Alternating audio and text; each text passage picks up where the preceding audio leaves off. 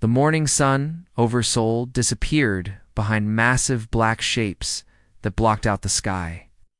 Captain Lee Min-ho pressed his face against the thick glass windows of Mission Control, watching something that should have been impossible. Giant alien ships, darker than night itself, hung in the air above every major city on Earth, like floating mountains. "Sir, we're getting a message," said Lieutenant Park Gina from her station. Her hands shook as she worked the controls, but her voice stayed calm. The message came through the speakers in perfect Korean, in English, then Chinese, and dozens of other languages all at once. People of the third planet, the voice was cold and emotionless, like a computer reading instructions. "We are the Dominion. We have studied your species. You do not have the technology we require? Give up your weapons now, or we will destroy your planet." Minho felt his heart sink as he watched through the observation deck. Earth space defense platforms, the most advanced technology humans had ever built, were being destroyed in seconds. The alien weapons didn't shoot lasers or missiles. Instead, space itself seemed to bend and twist around the targets, crushing them like invisible hands squeezing tin cans. "What can we do?" asked Dr. Kim Hanna, the head scientist at the facility. She already knew the answer, but she had to ask anyway. Minho watched in horror as the International Space Station, humanity's greatest achievement in space, simply disappeared. One moment it was there, the next it was gone, as if it had never existed. His hands turned into fists. "We have no fleet, no hope," he said quietly, then turned to look at his team. "But we have something they don't understand." The first bombs from space began falling at 8 in the morning. The alien ships didn't come down to fight. They just hung in the sky and dropped destruction from above. By lunchtime, every major military base on Earth was nothing but smoking holes in the ground. The world's armies, navies, air forces were wiped out in 4 hours, but deep underground, in subway tunnels and hidden bunkers, in mountain caves and forest hideouts, something was happening that the aliens didn't expect. Humans were not giving up. They were getting angry in the mission control bunker. Minho gathered his surviving team around a table covered with maps and broken radio equipment. Through the ceiling, they could hear the distant rumble of alien ships patrolling the skies. "Above, they think we're finished," Minho said, looking at each person in the room. "They destroyed our military, our governments, our communication systems. They think humans will just lie down and die." Dr. Kim Hanna pulled up data on her tablet. The pattern is the same everywhere. They hit all the major targets first, then they wait. It's like they're cleaning house before moving in. "How many people are left?" asked Park Gina. "Billions," Minho replied. "Hidden in every city, every town, every village on Earth. They destroyed our armies, but they didn't destroy our people." Outside, the alien ships continued their patrol. It conquered hundreds of worlds before Earth, and the pattern was always the same. Show overwhelming force, destroy organized resistance, wait for surrender. It had worked every time. But Earth was different. In the ruins of New York, survivors were already forming groups. In the London Underground, people were sharing food and making plans. In the tunnels beneath Tokyo, engineers were trying to fix broken radios. Across the world, humans were doing what they had always done when facing impossible odds. They were surviving. "Sir," said Sergeant Choi Soman, running into the room with a working radio in her hands. "I've made contact with other groups. There are survivors everywhere. They're all asking the same question. What do we do now?" Minho looked around the room at his team. They were scientists, soldiers, and civilians who had lost everything in a single morning. Ow. But they were still here, still fighting, still refusing to give up. "We show them something they've never seen before," he said. "We show them what happens when you try to conquer the human race." Above them, the alien ships continued their patrol, confident that this world would surrender like all the others. They had superior technology, overwhelming firepower, and the experience of 1,000 conquered worlds. What they didn't have was an understanding of the species they had just made very angry. In hidden bunkers and subway tunnels and mountain caves and forest camps, millions of humans were coming to the same conclusion. They had no fleet, No hope, no chance of winning a fair fight.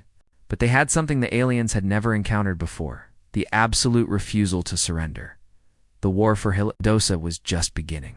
It would be unlike anything the galaxy had ever seen. 3 months had passed since the alien ships first appeared in Earth's sky. The city of Sol above ground was now a graveyard of broken buildings and empty streets. But deep below in the old subway tunnels, life continued in a way the aliens never expected. Commander Lee Minho walked through what used to be a subway car. Now it was filled with radio equipment, computer screens, and maps covering every surface. The lights above flickered on and off, reminding everyone that they were using stolen electricity and borrowed time. But they were alive, and they were fighting back. "Commander, I've got good news," said Sergeant Choi Salmon from her seat at a radio made from spare parts.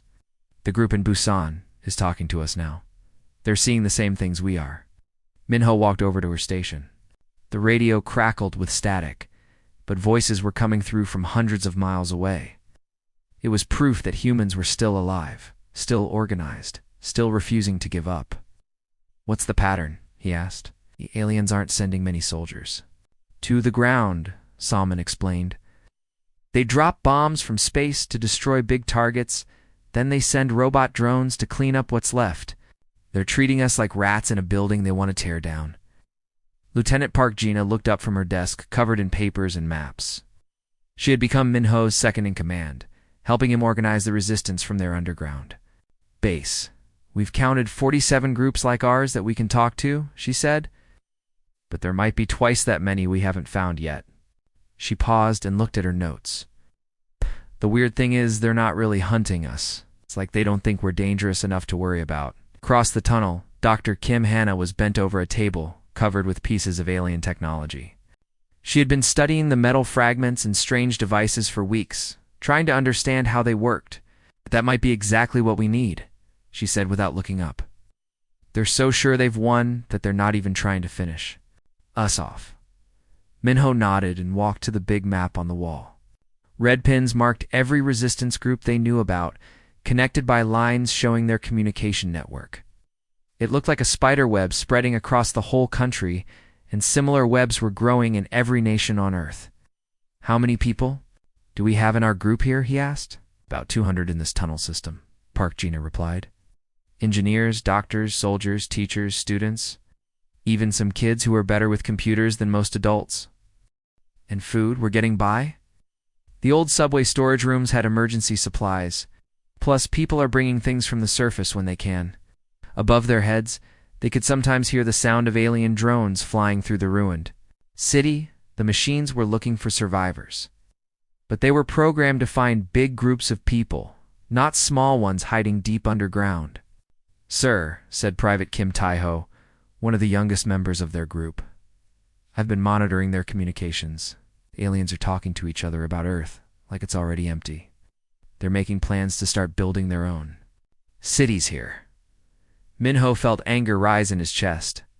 The aliens thought they had already won. They thought humans were finished, just waiting to die out completely. "How wrong they are," he said quietly. Dr. Kim Hanna finally looked up from her work. "I'm starting to understand their technology," she said. "It's incredibly advanced, but it's also incredibly arrogant. They built everything assuming they would never face real resistance." "What do you mean?" Minho asked. "Your drones there?" "Weapons, their communication systems, they're all designed to work against enemies who fight the same way they do. Big armies, big battles, surrender when you're beaten. They've never fought anyone who goes underground and keeps fighting." "Sergeant." Choi Soman turned from her radio. "Commander, I'm getting reports from all over. Groups in Tokyo, London, New York, Moscow. Everyone's hiding. Everyone's organizing. The aliens destroyed our governments and our armies, but they didn't destroy us." Minho looked around the tunnel that had become their home. Families were sleeping. In old subway cars, children were learning lessons from teachers who used to work in universities. Engineers were building weapons from broken alien technology. Everyone was working together, and everyone was angry. "How long do you think we can stay hidden?" Park Gina asked. "As long as it takes," Minho replied. "They think they're waiting for us to die, but we're not dying. We're learning." We're growing stronger. And when we're ready, we're going to show them what happens when you try to destroy the human race." Outside, the alien ships continued their patrol of the dead city. They had conquered hundreds of worlds, and it always went the same way: destroy. The military wait for surrender, begin colonization. Earth should have been no different, but deep underground. In tunnels and caves and hidden places around the world, something was happening that had never happened before. Humans were refusing to surrender.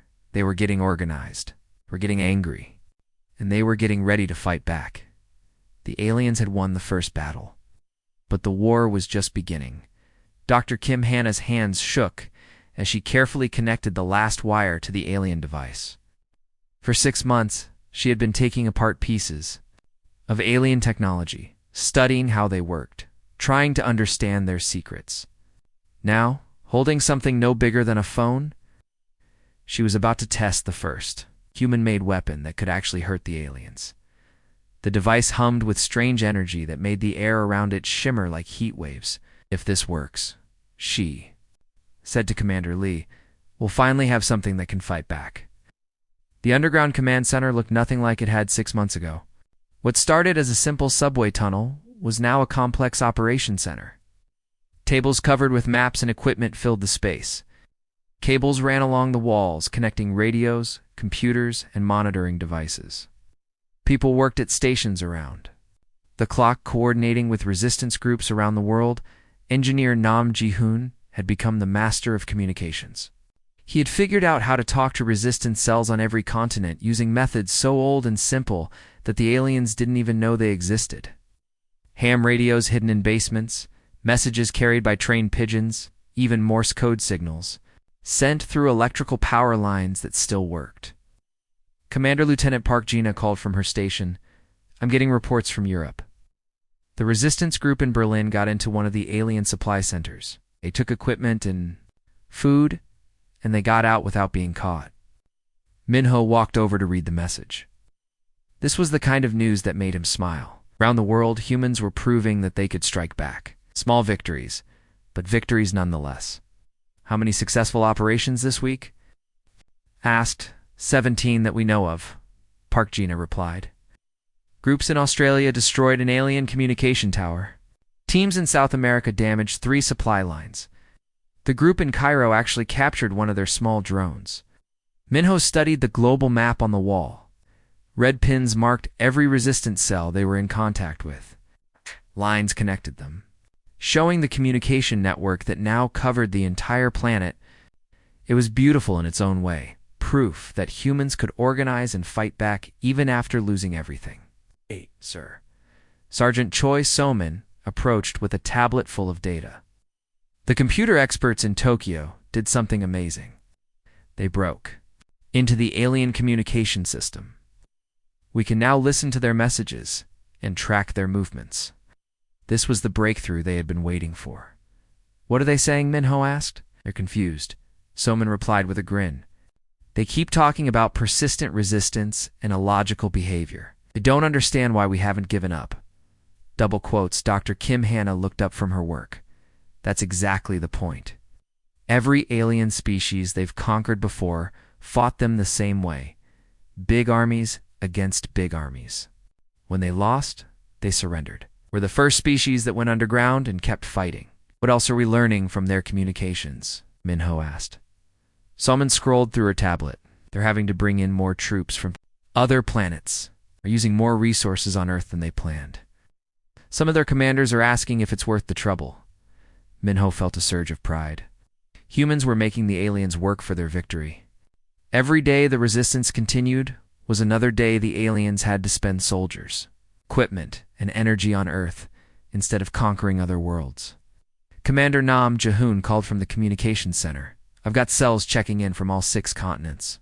The network is working perfectly. We can coordinate a global operation whenever you're ready." Minho looked around at his team, scientists who had become weapons experts, engineers who had become spy masters, soldiers who had become teachers, civilians who had become heroes, all of them working together in a tunnel that had become humanity's secret headquarters. "Dr. Kim," he said, "how confident are you in that device?" She held up the alien technology she had modified. It should work.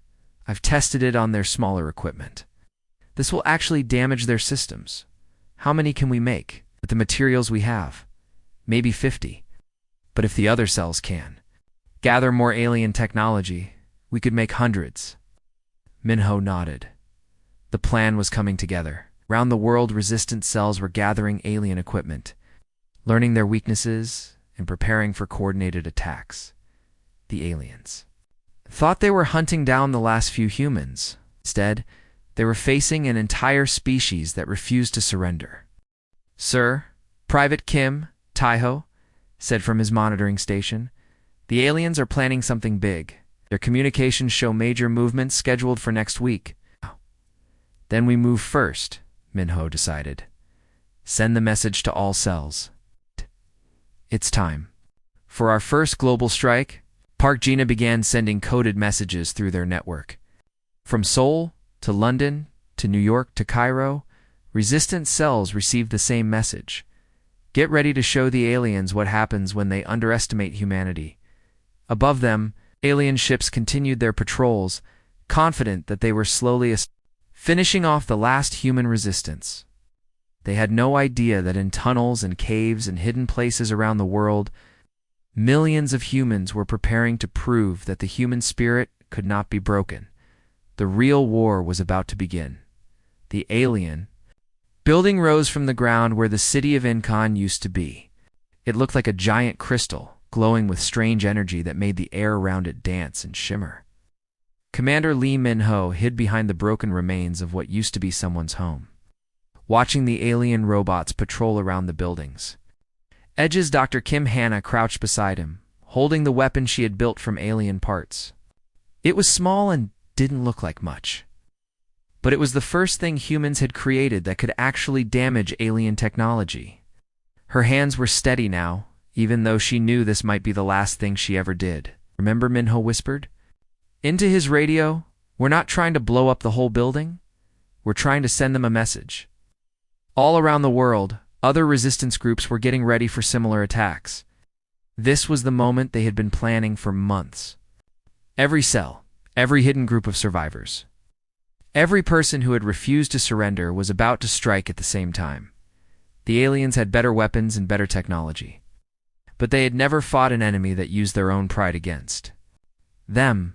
They were so sure of their victory that they had stopped being careful. "Bombs are ready," Engineer Nam Ji-hoon reported through the radio from his position near the building's power source. The funny thing about their technology is that it's so complicated. They never thought someone would just blow up the simple parts that hold everything together. Minho looked at his watch. Around the world, resistance teams were in position. In New York, survivors were preparing to attack an alien communication center. In London, fighters were ready to strike a supply depot. In Tokyo, Cairo, Sydney, and dozens of other cities, humans were about to show the aliens that they were still very much alive. 30 seconds, he announced into his radio. The explosions began at exactly 6 in the morning, local time, on every continent. The blasts weren't big enough to destroy the alien buildings completely, but they were loud enough and bright enough to be seen from space. They were humanity's way of saying, "We're still here, and we're still fighting." Lieutenant Park Gina's voice came through the radio with excitement and fear. "Commander, the alien ships in space are moving. They're calling for more ships to come. Help them." Minho smiled, even though he knew this made their situation more dangerous. For the first time since the invasion began, the aliens were treating humans as a real threat. They had conquered hundreds of worlds, but they had never faced a species that got stronger every time it was beaten down. "Begin Phase 2, he ordered into his radio. "Show them what humans can do when they have nothing left to lose." Around the alien building, the robot guards were moving faster now, clearly confused by the explosions. Alarms were sounding from inside the crystal structure, and lights were flashing in patterns that hurt to look at directly. Dr. Kim Hannah activated her weapon and pointed it at the nearest robot guard. The device made a high-pitched whining sound, and the robot suddenly stopped moving and fell over. "It works," she said with wonder in her voice. "It actually works." "How many shots does it have?" Minho asked. Maybe 10? Maybe 20? I'm not. Sure, she replied, but it's proof that we can fight back. Engineer Nam Ji-hoon came running from his position near the building. The charges worked perfectly, he reported. The building is still standing, but their power system is damaged. They'll have to bring in repair teams. Good, Minho said. That means more aliens on the ground, where we can reach them. Through his radio, reports were coming in from around the world. The global attack was working. Resistance cells struck alien facilities on every continent. The aliens were responding by bringing more troops down from their ships in space, exactly what the humans had hoped for. Loud, sir, Sergeant. Choi Summon's voice came through the radio from their underground command center. The aliens are sending messages to each other. They're calling Earth a difficult pacification and asking for additional resources. Minho felt a surge of pride. Humans were making the aliens work harder than they had ever worked before. Every day the resistance continued was another day. The aliens had to spend soldiers and equipment on Earth instead of conquering other worlds. What about casualties, he asked. Lighter than expected, Salmon replied. Most teams got in and out safely. The aliens are confused and angry, but they're also scared. They've never faced anything like this. Dr. Kim Hannah looked at her weapon. Then at the alien building still glowing in the distance. They thought they were exterminating pests, she said. Instead, they're fighting a war. A war they're not sure they can win, Minho added. Every species they've conquered before gave up when they lost their armies. We lost our armies on the first day, and we're still fighting. Above them, alien ships were moving across the sky, bringing more troops down to Earth. The aliens thought they were reinforcing their victory. Instead, they were walking into a trap that the entire human race had spent months preparing. The real battle was just beginning, and for the first time since the invasion started, humans had a chance to win. The final battle for Earth didn't start with giant explosions or armies marching across fields. It began with something much simpler and much more powerful. Every human on the planet refusing to die quietly. Commander Lee Min-ho stood in what remained of Seoul. Watching as weapons built from alien parts and human cleverness struck back at the invaders who had tried to destroy them, Dr. Kim Hannah's discovery had changed everything. The weapon she had created from alien technology didn't just break their machines, it scrambled their communications. It's making it impossible for them to coordinate their attacks. Around the world, resistance cells had copied her design, creating a network of interference that turned the aliens' own technology against them. Commander Lieutenant Park Gina called out, her voice tired but filled with something that sounded like hope. We're getting messages from their ground troops. They're giving up. They're actually leaving. Engineer Nam Ji-hoon looked up from his station, his face showing complete disbelief. The big ships in space are turning off their weapons. Sir, I think we actually won. But winning had cost them everything. The price of freedom was written in the ruins of every city. In the faces of the survivors, in the empty spaces where friends used to be, Sergeant Choi So-min was gone, along with hundreds of thousands of others who had died to prove that humans would never surrender. Cities lay in ruins. Entire populations had been wiped out. The planet itself was scarred in ways that would take many lifetimes to heal. But somehow, impossibly, humanity had survived. The aliens' final message to Earth was short and cold. The cost of controlling your species is too high. This world is no longer worth our effort. As the alien fleet disappeared into space, Minho stood among the broken buildings of his city, watching the sun rise over a landscape that looked like the end of the world. They had won, but not because they had better weapons or more advanced technology. They had won because they simply refused to give up. Dr. Kim Hannah walked over to stand beside him. Her face was covered with dirt and tears, but she was alive. What happens now, Commander? Minho looked around at the survivors who were starting to come out of their hiding places. People were emerging from underground tunnels, from hidden shelters, from places where they had waited and fought and hoped for this moment. Some were carrying flags, torn and dirty, but still flying. Now we rebuild, he said. And we make sure everyone in the galaxy knows that Earth doesn't surrender. The cost of victory was everywhere. Buildings that had taken decades to construct were now piles of rubble. Bridges that had connected communities were twisted metal. Parks where children used to play were now craters. The aliens had tried to break humanity's spirit by destroying everything they had built. But as Minho watched, he saw something that made his heart lift. People were already working together. A group of engineers was examining a damaged bridge, figuring out how to fix it. Teachers were gathering children, starting lessons again. Doctors were treating the wounded. Farmers were planting new crops. "How many of us are left?" Dr. Kim Hanna asked. "Enough," Minho replied. "More than enough." Lieutenant Park Gina joined them, carrying a radio that was crackling with voices from around the world. "Commander, I'm getting reports from everywhere. London, New York, Tokyo, Cairo survivors are coming out. The resistance cells are becoming rescue teams." "What about the alien technology they left behind?" Minho asked. "Dr. Kim's team is already studying it, Park," Gina replied. "From it, but we'll do it our way. No more being caught unprepared." Engineer Nam Ji-hoon came running up with a tablet full of data. "So we've counted the alien facilities they abandoned. Enough technology to advance our science by hundreds of years. They thought they were leaving nothing valuable behind, but they were wrong." Minho nodded. The aliens had underestimated humanity from the beginning. They had seen a species without advanced space travel, without energy weapons, without the ability to fold space. What they had missed was something far more important: the human refusal to accept defeat. "What do we tell the other worlds?" Dr. Kim Hanna asked.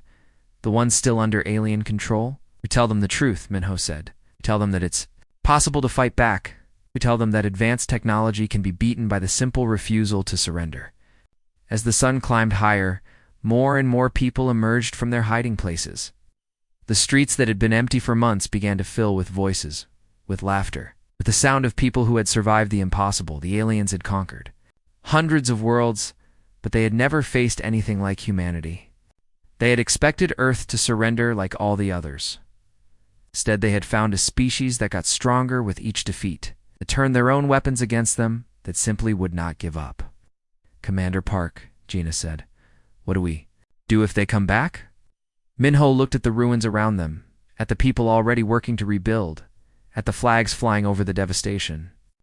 "Then we'll be ready," he said. "We'll make sure they remember why they left the first time." The war was over, but the real work was just beginning. Humanity had proven they could survive anything. Now they had to prove they could build something even better from the ashes.